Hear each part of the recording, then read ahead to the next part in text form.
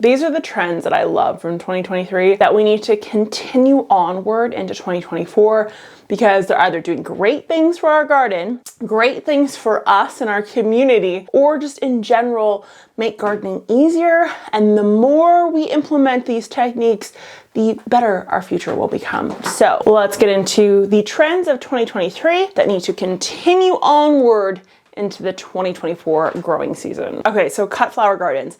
This needs to continue, seriously.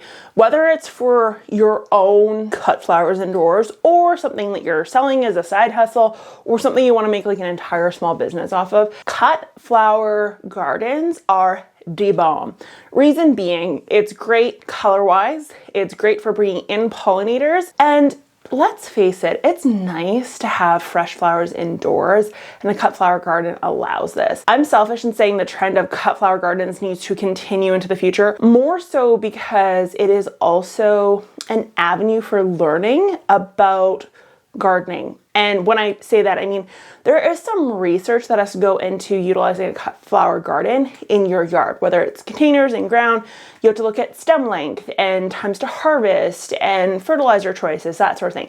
So it's one of those, if you feel like you've mastered gardening from a vegetative standpoint or just florally looking pretty. Florally, is that? But I'm going to use it as such. Anyways, it's just another step. So it's another thing you could learn to use in your garden. So cut flower gardens, I hope this continues as a trend indefinitely because benefits all around. Trend number 2 is the whole lawn to garden switch. So this took place more so in 2021, kind of after COVID really hit. People started thinking about increasing their garden size because they loved what they achieved in 2020. I hope this trend continues. The reason for it is because monocropping, and that's what a lawn is a monocrop, is less than ideal. So the more diversity you have in your soil, the healthier your soil is. The more diversity you have in your yard, the healthier your micro and your macro biota are. So when I say macro, I mean insects and birds and other critters. When I say micro, I mean, little tiny bacterias and amoebas that you may not be able to see that just overall help your environment. I think it's more appealing. Like, I like looking at a lawn garden over a lawn, if that makes sense. So it doesn't necessarily have to be a vegetable garden. My front yard's more vegetable garden vibe, but I've seen some really nicely done perennial or rock or flower. It's kind of up to you what you want to go with, but I hope this trend continues because some of these are they're gorgeous, especially when we start looking at like geometric type patterning of the beds and that sort of thing. So I hope this continues. Okay, next one is steel beds. So everyone's seen them. They're the ribbed steel. There are so many brands out there. And some of the brands are less stellar than others. I've bought a few now. I have another brand. I'll insert what brand it is here.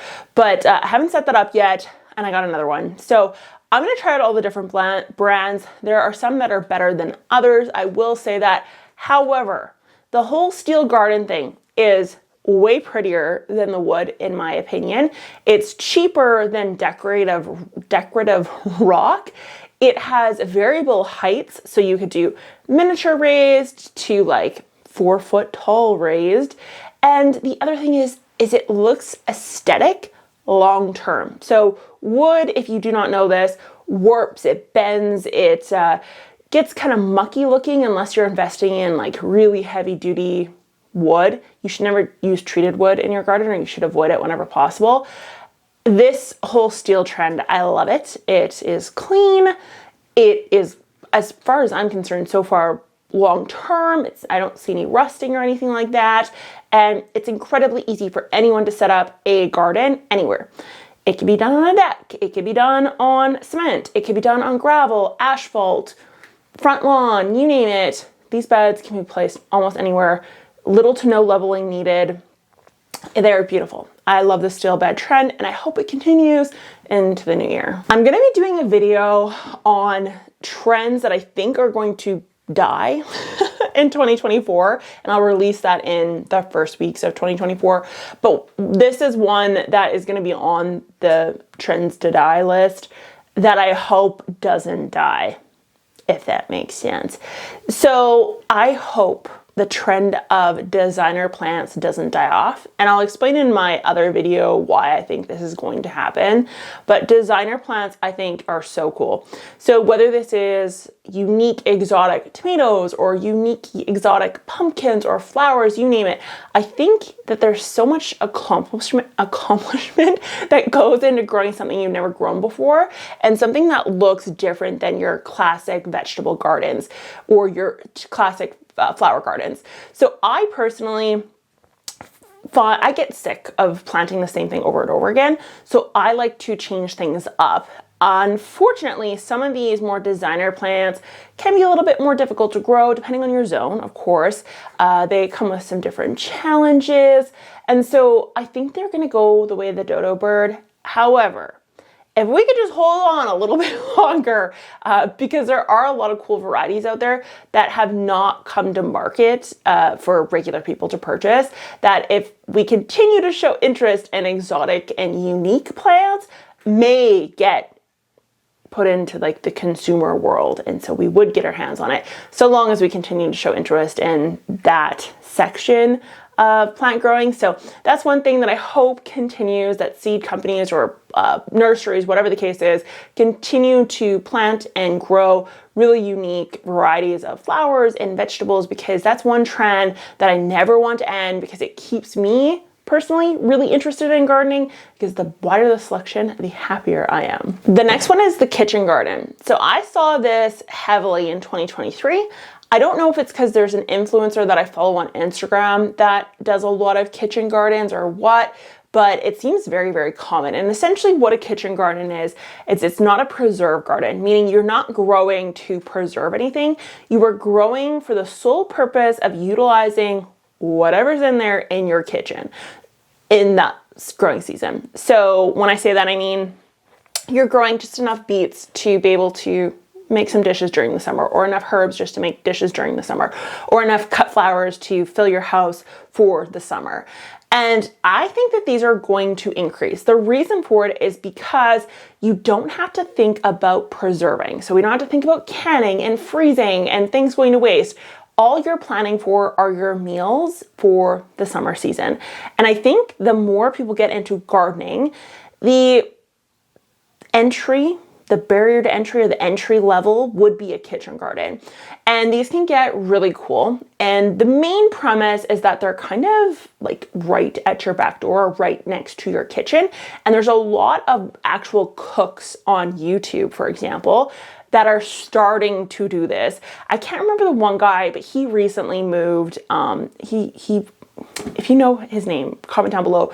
But he makes dishes in Manhattan. He's like a Manhattan chef. Anyways, he never had a garden, and he's recently started gardening. And really cool idea, really cool concept, but it's a kitchen garden. I don't think he preserves much from it. So I can see this trend increasing. We're seeing it actually with a lot of even superstars, Hollywood stars. They have a lot of kitchen gardens out there, and they're usually aesthetically pleasing, small, raised bed or container garden. They're usually not in ground. They're not your classic row cropping by any means.